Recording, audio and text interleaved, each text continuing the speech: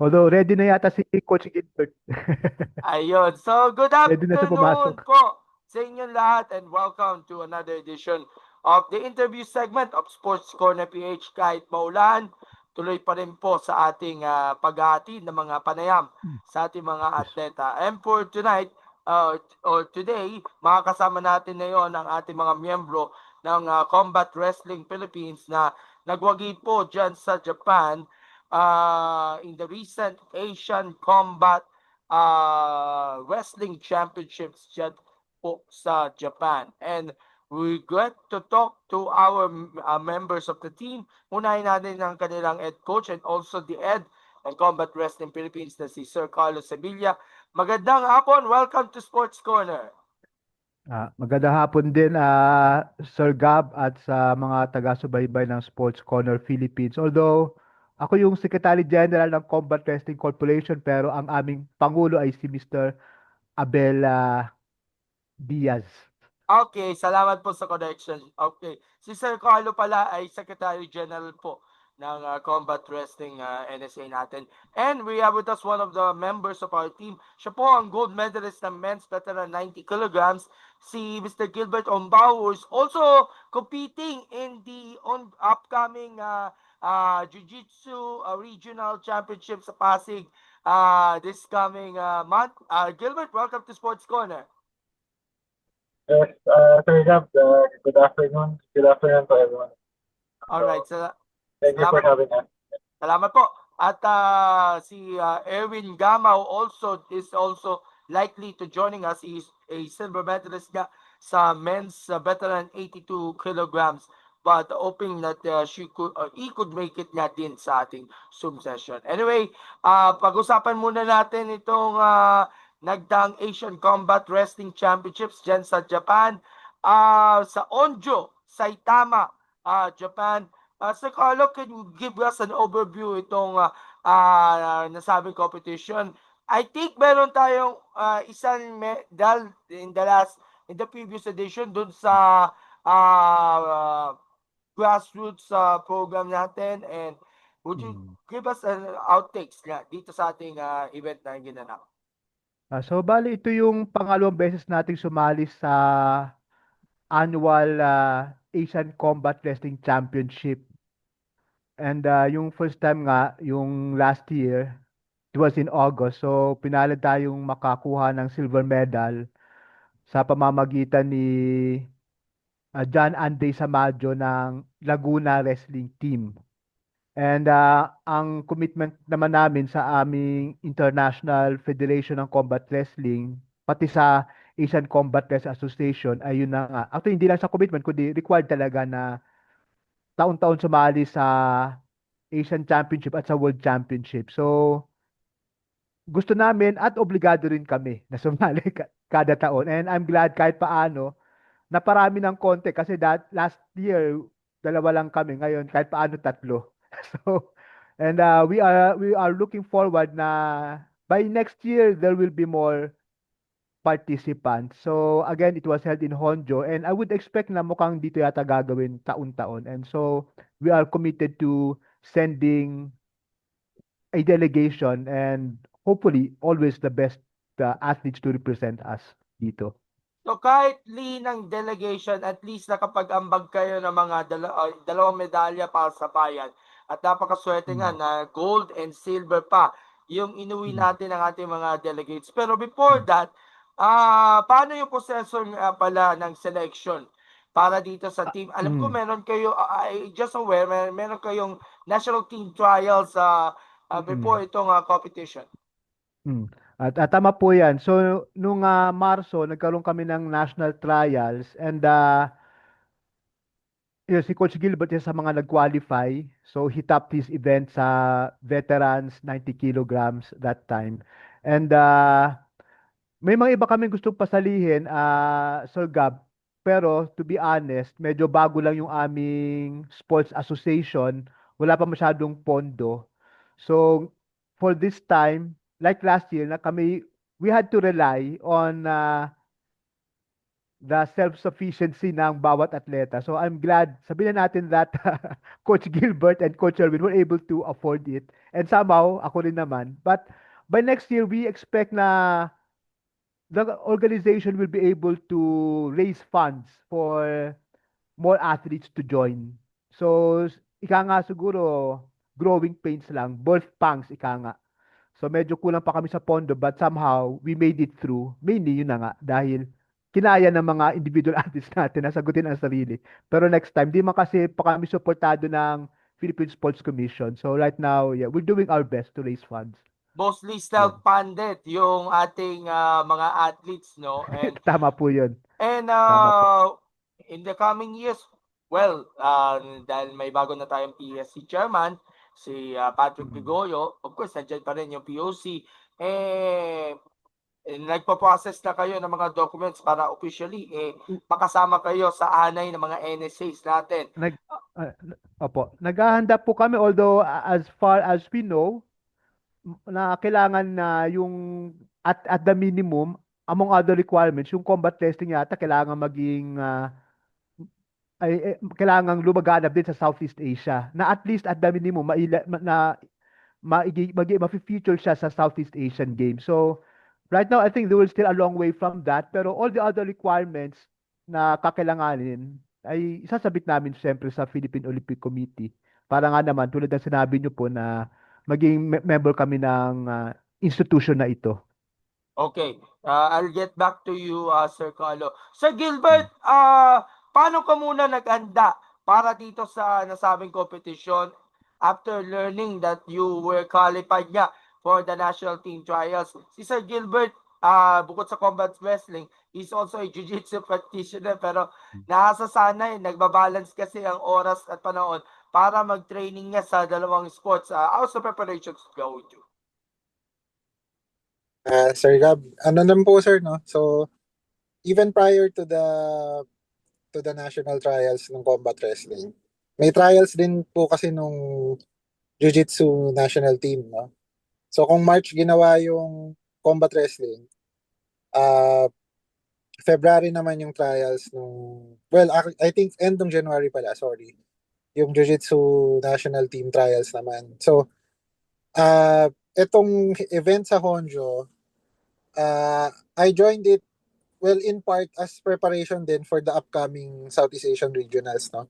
Yung parating po na competition in a couple of weeks na tayo mag-host. So, I consider it a big event kasi first time natin mag-host ng Jiu-Jitsu International Federation event dito sa Pilipinas. So, kami sa national team ng Jiu-Jitsu, we've been doing Jiu-Jitsu events. We've been competing abroad for so long. Ngayon, meron tayong sariling event. But anyway, going back po, no, I split my time training po between wrestling and Jiu-Jitsu. Actually, itong kasing si combat wrestling, ano siya sir, it's a grappling-based martial art na that pulls from both sports, no?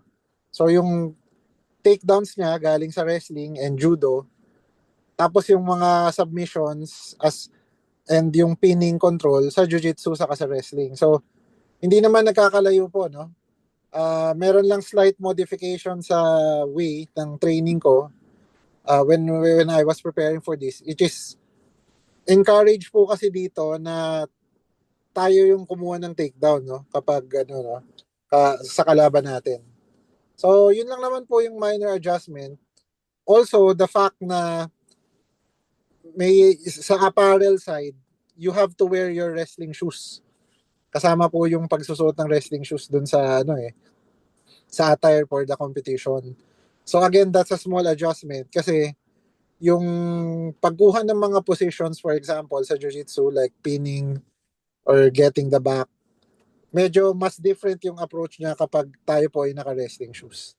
So yun lang po, no? Minor adjustment. But I train normally 5 to 6 times a week naman po, including yung ating strength training sa plyometrics, cardio. Despite yun nga, may trabaho po tayo. Uh, Mostly jiu-jitsu, pero para po dito sa Asian Combat Wrestling Championships, nag-add po lang tayo ng training sa more on stand-up and takedowns. Yun, sir. Yan kasi yung pinagkaiba ito compared dun sa mga sports Yeah. na nilalukan nyo. And sama na rin natin yung conventional wrestling. Pero dun sa mismong competition ito, mas kampante ka ba na sabihin natin nakarating ka na sa 100% of best shape ninyo para lang makaharap ninyo yung mga Asian counterparts nyo sa inyong category nga, which is yung 19.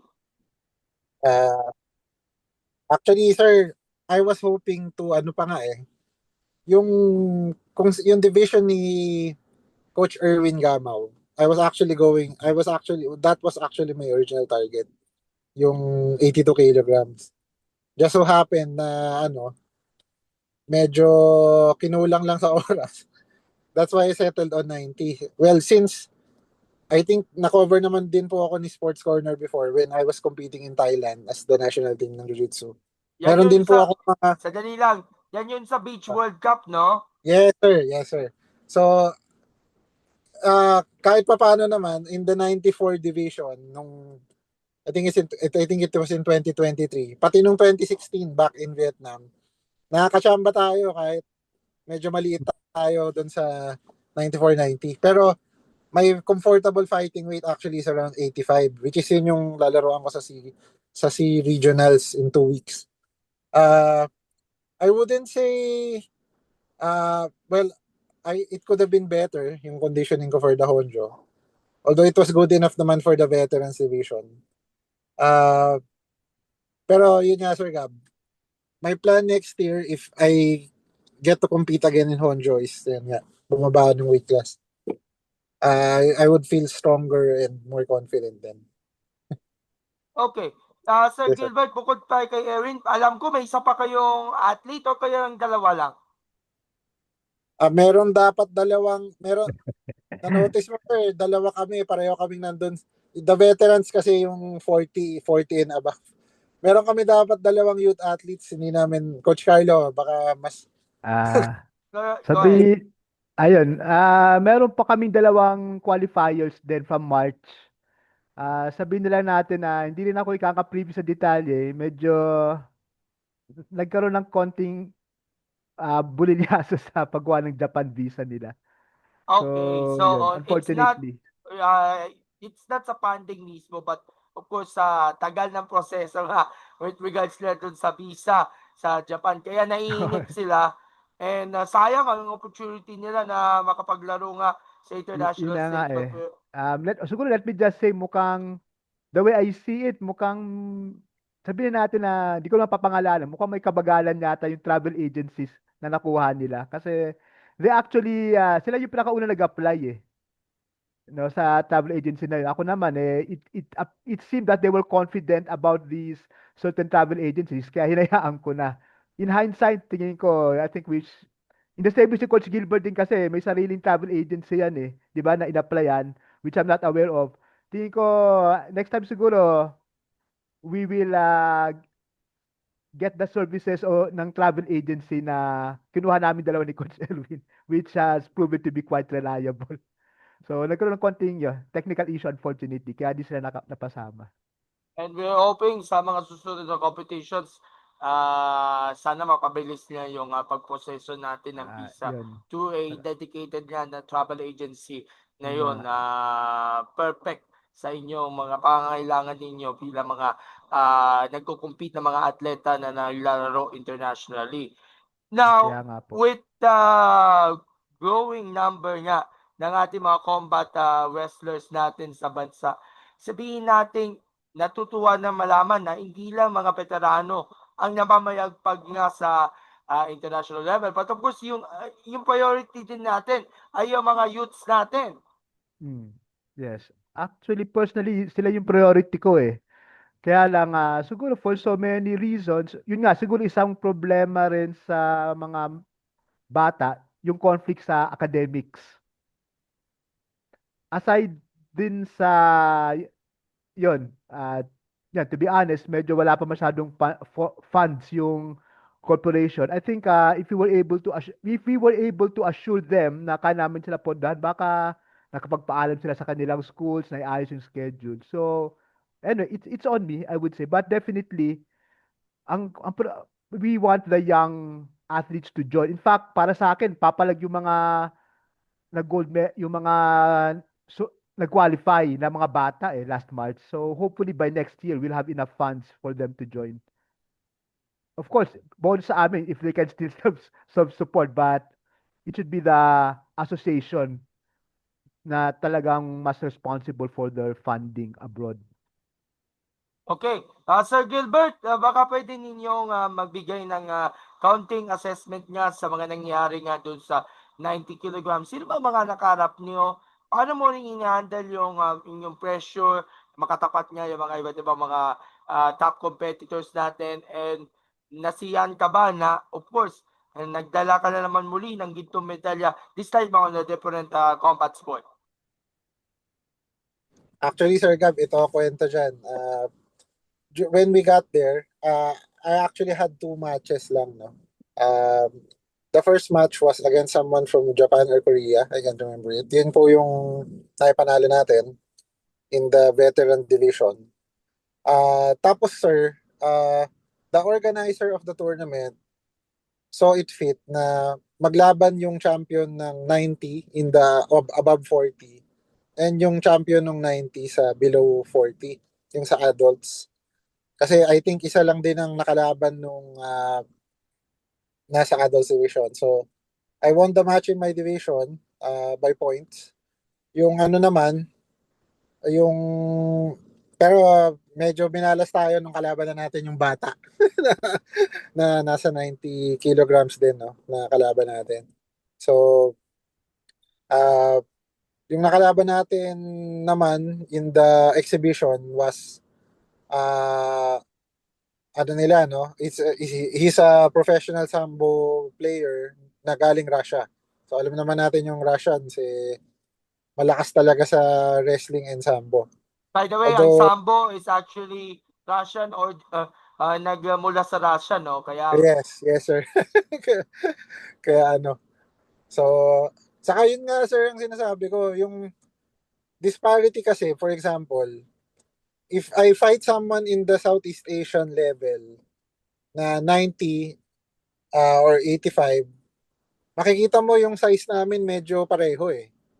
Pero if it's a 90 or 85 na ang kalaban ko is somebody from Western nation or from someone from the Middle East, makikita mo may size disparity talaga.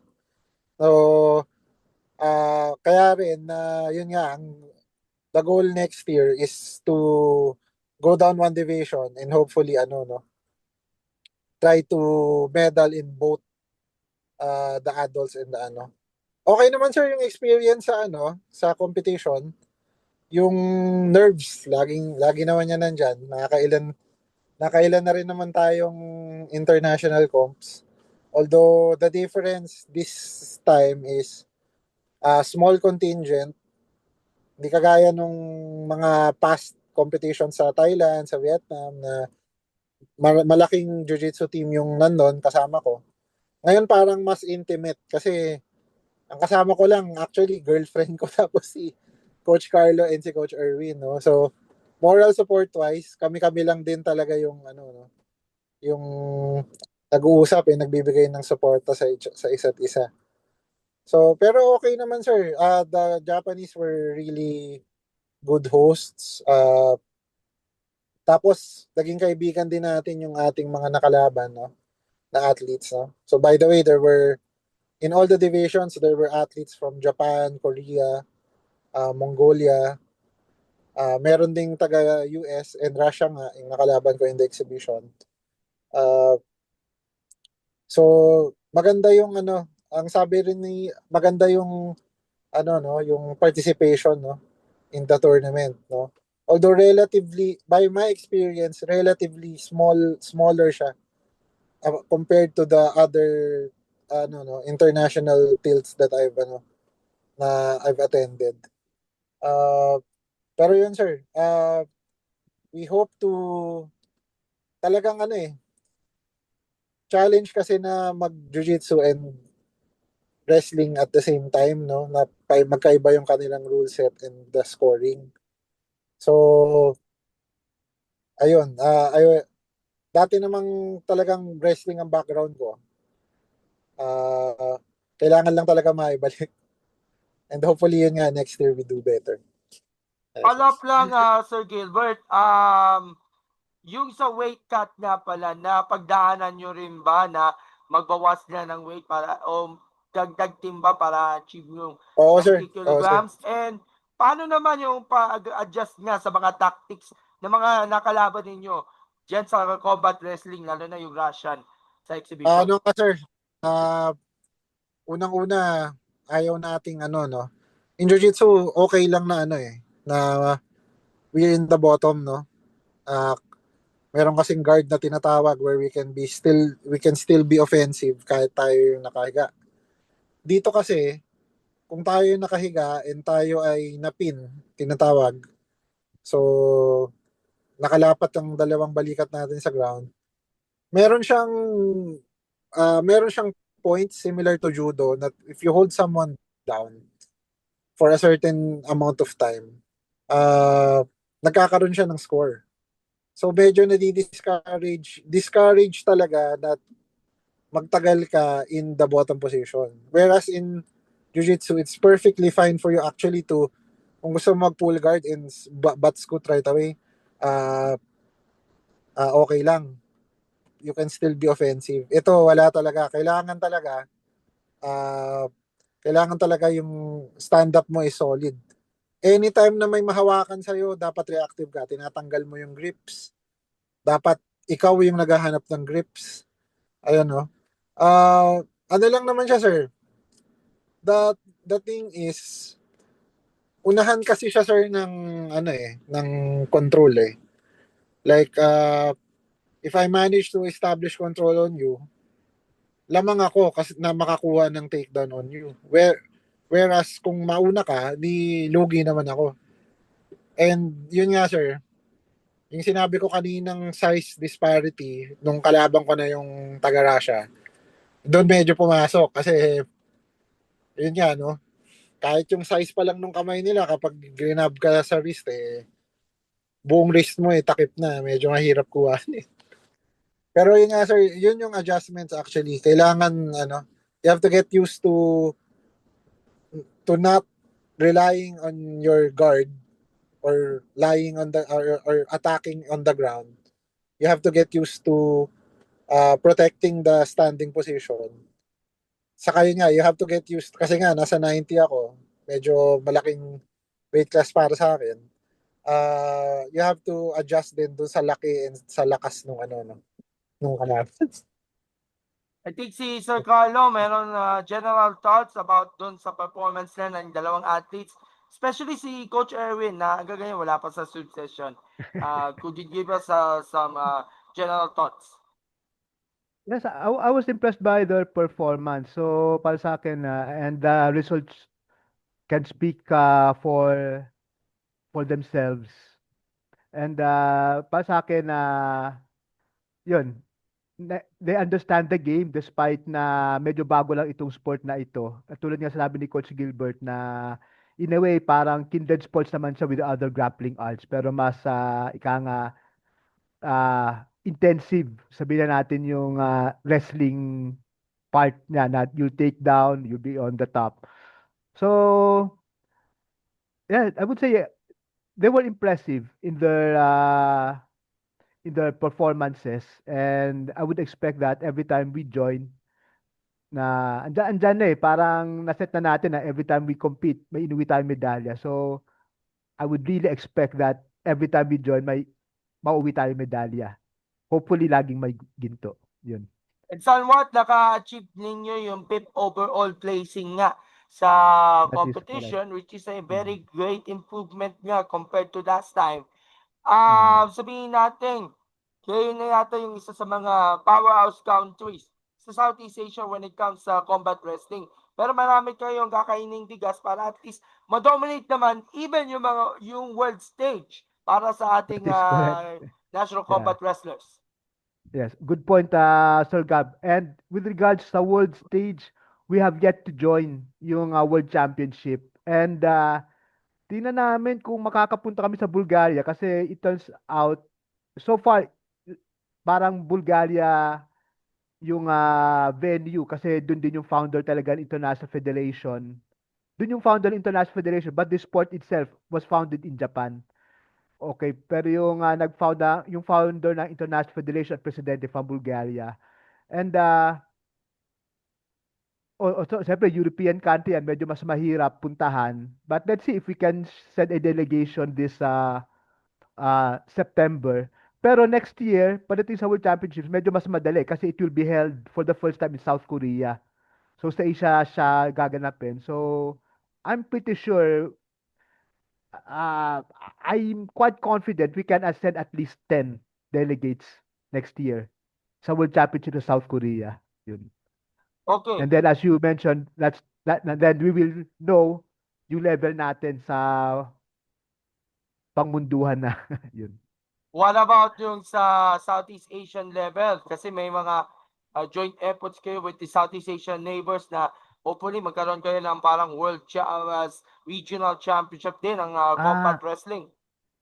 Yun, actually, Sir Gabin, nagsisimula pa lang talaga. Kaya actually tayo pa lang yung nakapag-hold ng national championship sa in any Southeast Asian country. Pero I'm confident we can organize or we can help organize if kung kailangan ng tulong from the Philippines kasi tayo nga nauna. Kasi alam naman natin na meron din namang judo, sambo, and even BJJ sa other Southeast Asian countries. So, I don't see any reason why we cannot have our counterparts soon in a year or even less sa ibang Southeast Asian countries. But so May far, taga, nangunguna tayo dahil na tayo pa lang yung meron. Yun. Sir Gilbert? may taga Hong Kong, Sir Gab, na actually apart from the Philippines, the only Southeast Asian competitors were a couple of guys from Hong Kong. Na naalala mo Coach Carlo, no? Yes. The World 2 from Uh, Hong Kong. So, yun. So, baka si Philippines saka si Hong Kong ang mauna. Kung sakali. Okay, so what's next for the team? Tuloy-tuloy pa rin ba ang training ninyo, Sir Carlo? Yes, tuloy-tuloy naman, no? But as I mentioned earlier na hindi pa nga tayo supported ng Philippine Olympic Committee and therefore pati ng Philippine Sports Commission. So wala pa naman tayo talagang, unlike the other sports na may ganung sabihin natin na privilege, wala pa tayong national team na regularly nagtitrain together. But at least now, many grapplers are aware of this sport and yes, soon we are looking forward na magkaroon talaga tayo ng team na makapag-train ng regularly. Pero for the meantime, yun na nga, para yung mga self-support athletes natin, naasa tayo sa kanya-kanya munang training. But as soon that we get the funding and the other resources like a training headquarters, yes, we do intend to form a regular national team like the other NSAs.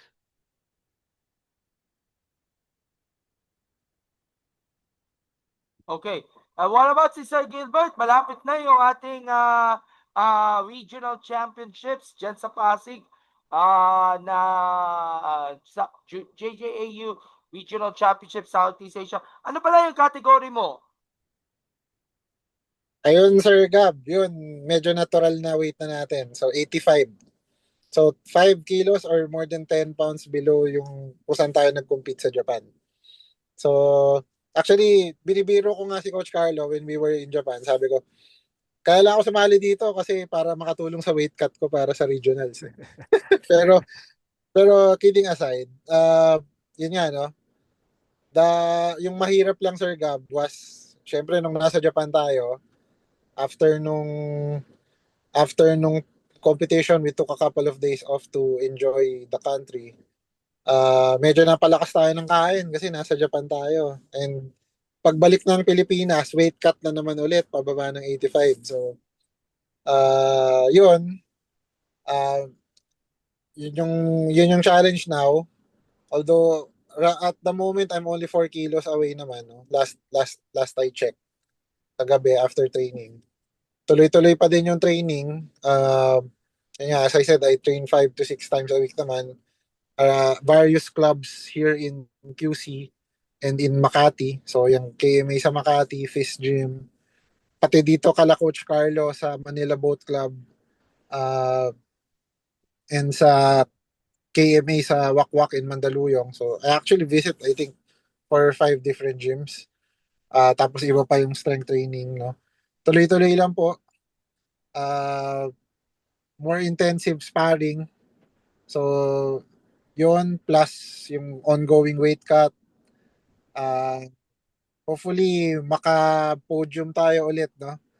In itong next na Southeast Asian Regionals, no? And mukhang, based on the registration, mukhang maraming, no? Competitors, no? I think, si Coach Stephen Campos, the national coach namin sa Jiu-Jitsu, mentioned that I think si Vietnam alone actually sent 600 athletes, no, for the meet. Pero sa So, Pilipinas, it's aroundly about 160. sir. So, madami pa rin sa kanila. Although, yeah, madami pa. Ano naman kasi yan, sir? Yung 160, that's across different jiu-jitsu disciplines. So, you have Newaza, you have Nogi, you have fighting. Meron pa yung duos, Duo, yeah. duos. Show. Yeah. Ayan. Yung duo, sir, naging team manager ako nung SEA Games sa Cambodia. Yeah.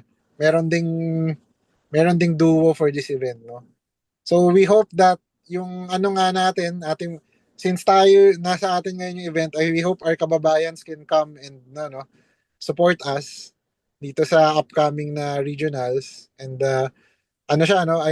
June 12 and 13, July 12 to weigh-ins, 13 sa Phil yes. Sports Arena sa Pasig. Yes. Sir. Correction Yes, nga lang, 143 na athletes tapos 162 entries pala. Oo. Yung mga papadala natin from Team Philippines natin. Tama, sir. I think meron kasi po diyang merong mga tao dyan that will be doing several disciplines together. Kunwari, merong Newaza na, meron pang kasali rin siya sa Nogi. Ako personally, sa Nogi lang ako sumali. I haven't really joined the Newaza comp in a while. Kahit yung mga comp sa Thailand, puro Nogi lang muna. I find it easier on my joints as habang tumatanda tayo. So, yun nga, sir. Okay, so good luck with you, Sir Gilbert, and the rest of our Philippine team para dito sa competition. All right, and congratulations again sa ating mga members. Sayang, hindi natin nakahabol si Sir Erwin para mag-join sa ating session. But again, best wishes and of course, congratulatory message na rin sa ating mga Pinoy combat wrestlers. And this is just a start ng ating magandang journey hanggang sa makabot na tayo sa Worlds. At may mga gusto kayong pasalamatan at of course shout out natin sa lahat ng mga sumusuporta, and who knows, baka lumawak pa ang combat wrestling sa bansa. Sir Carlo, ikaw muna. So, maraming salamat sa mga kapwa ko board members ng Combat Wrestling Philippines Corporation. At di ko na mapangalanan lahat ng mga tumulong, moral support, financial support. And yes, thank you to our athletes, including Coach Gilbert, who has been there for a long time, helping in so many ways. And congratulations again to Coach Gilbert then. And to my students and sa mga gyms na pinagtuturuan ko sa Manila Boat Club at ngayon sa Boo Fitness Studio. So maraming salamat, and in fact yung mga they are also very interested in combat wrestling.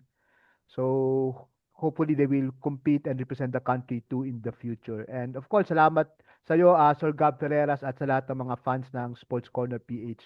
You have been covering our event since that trials up to this up to the results of this 2025 Asian Combat Wrestling Championships. Thank you. Maraming salamat, Sir Carlo, kahit medyo sabihin natin busy tayo sa iba't ibang mga events, kaya hindi ako nakadalo dun sa combat trials. Okay lang. Minabuti pa rin natin na may post pa rin at may palaganap natin sa ating mga viewers kung ano mga balita nga sa inyong NSA. Sir Gilbert, ang inyong pasasalamat na rin. Okay. So, ayan, binuko ko ni Sir Carlo. As you know, I've been doing this a long time, no? Quite a long time. Competing internationally as part of the national team ng Jiu-Jitsu. Dati pa, 2016. Yan. At tas this year, combat wrestling. Actually, Sir Gab, just a bit of history. Yung combat wrestling, nauna yung trials niya natin 2015 and 2016. There were initial trials. Nag-podium din po tayo doon, pero unang beses na nagkaroon ng nakapagpadala nga tayo ng Asian Championship last year and this year. As for my no, so sa sobrang tagal ko, salamat sa pamilya ko, first of all, since they've been very supportive ever since, no, me joining these competitions and training. Secondly, syempre, sa family and sa girlfriend ko na rin sama. Then, syempre, sa lahat ng mga nakaka-training natin, as well as mga coaches natin, whether it's sa wrestling, kaya sila Coach Carlo, Coach Erwin, or sa Jiu-Jitsu, sila Coach Stephen, Cam Faust, Coach John Bailon, sila Coach Ali Sulit, who is also the president now nung Judo Federation. Yan, marami po akong sobrang pasalamat ko sa kanila, sa kanila ko po talaga lahat natutunan kung ano man itong meron ako. And syempre sa mga lahat ng nakatrain in students ko po sa ibang gyms that I go to. KMA Wakwak, KMA Makati, and po sa Manila Boat Club, kala Coach Carlo. Sa Fist Gym in Timog, in Quezon City. Saka, yun na po. I guess yun lang, no?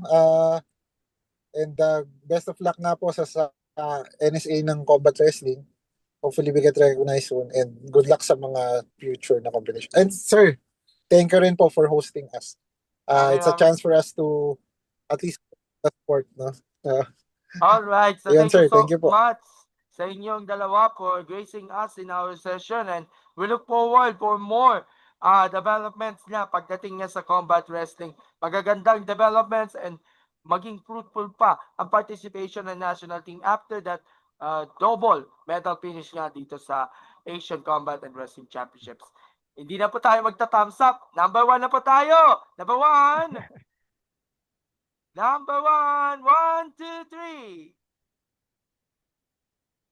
3. Yan. So thank you so much to the both of you, gentlemen. And we'll see you sa mga coverages natin. And by the way, I assure na makapupunta ako dun sa JJAU Regional Championships dyan sa Pasig para mai-cover natin. So thank you so much to the both of you. See you, sir. See you. Thank you. Bye-bye. Thank you so much. Salamat po. Thank you. Salamat. Okay. Thank you.